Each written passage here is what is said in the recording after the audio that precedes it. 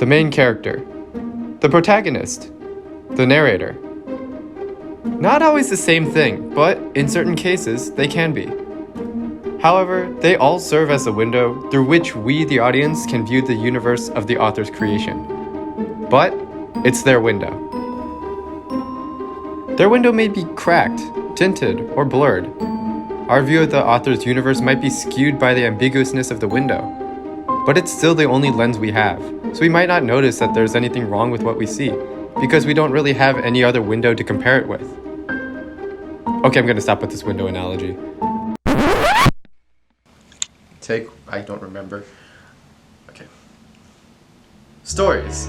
We're surrounded by them on a day-to-day basis, and every story is different. But one thing that they all share in common is that every single one is told through the perspective of someone or something.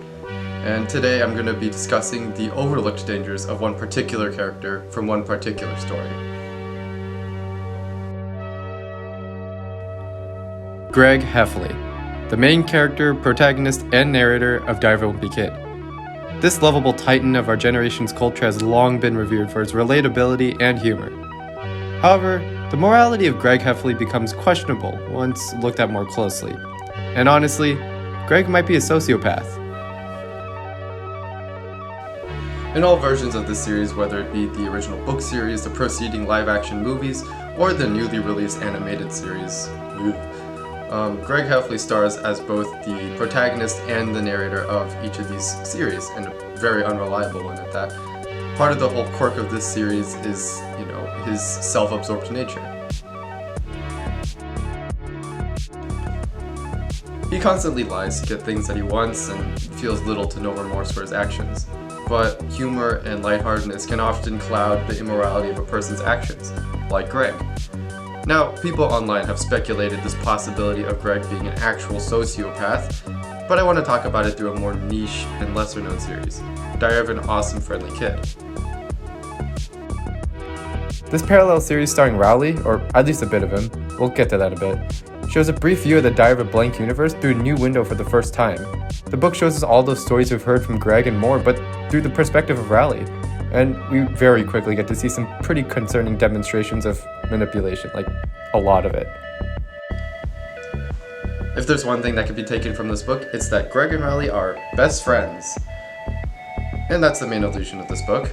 Rowley justifies Greg's bullying, coldness, and general lack of conscience and remorse with this false idea that Greg is his friend, and treats him as such, or at least tries to.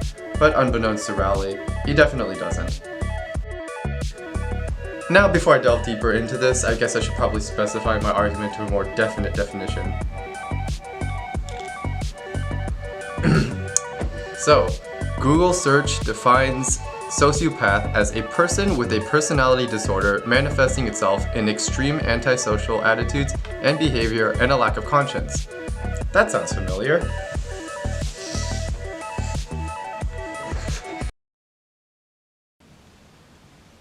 Now, what dickish behavior we've realized about Greg as we've grown older is showcased tenfold in this book.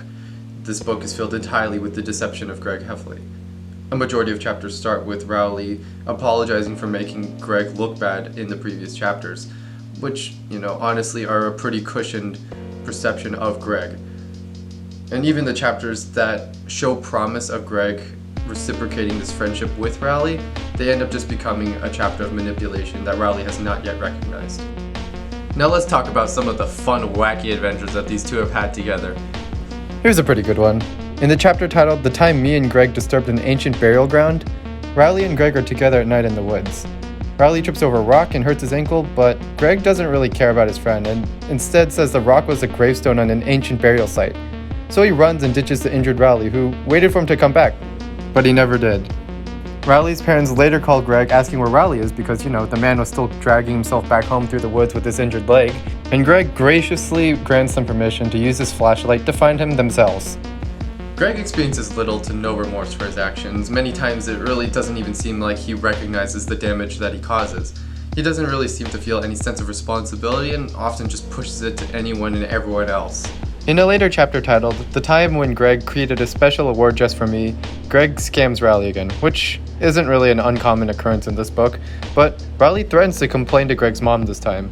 Greg panics and quickly pulls this crap out of his butt as a form of payment and incentive. Greg then recognizes the potential in this and proceeds to milk every last bit of profit, replacing the awards with newer, better ones anytime they begin to get stale. He eventually ditches the award system along with all of Rowley's progress and efforts and migrates to a point system, promising a reward at 50 points. After Rowley gets a little too close to the goal, Greg resets his progress at the beginning of each month, which angers Rowley and causes him to uncover the secret prize. Unsurprisingly, the reward turns out to be a sham, a pile of dirty laundry. I think it's at this point that it should be mentioned that Greg is also a pathological liar who's perfectly content with and always ready to lie in order to avoid confrontation and blame. In order to avoid fault and to preserve his system, Greg claims that the dirty laundry was just a test to see if Rowley would peek and that the real prize is locked in the basement. Now, the intentions and awareness of Greg are difficult to gauge from what's given. Now, it's plausible that Greg experiences guilt and conscience between the notebook lines. Teenagers are indeed hormonal and insecure creatures. It might just be that Greg is dealing with a particularly difficult demon. However, it's been pretty well established that Greg is not a good friend to Rowley. That's just one fact that we can't really deny. Greg doesn't really treat Rowley as a friend, and from what we've been shown, he doesn't really see him as one either. You can't really justify the character of Greg without just supporting it with evidence that's purely speculation. For instance, in one of the chapters, the time Greg totally had my back, it's shown that maybe Greg does have a heart. Maybe he does really care for Rowley. In the chapter, Greg stands up for Rowley after a bad teacher unrightfully gives him a bad grade. It actually works and Rowley gets a better grade, but as you can probably assume from this almost satirically written title, Greg always has an ulterior motive. Afterwards, Greg shows Rowley a quantifiable debt that Rowley now owes him, which is one of the most tangibly manifested signs of a toxic relationship. The adventures that they share might seem innocent enough if, certain details are omitted, but underlying everything is a sociopath who is in a constant and unshameful search for ways to exploit his best friend. Rowley isn't really aware of it yet, but there's nothing he can really do to truly satisfy his best friend, even though that's what he's constantly trying to do. And that's the tragedy of this story, and that's the tragedy of this character. Rowley doesn't really realize that he's trapped, and that's why this story ends with the same way that it begins, that he and Greg are best friends. Thank you for listening.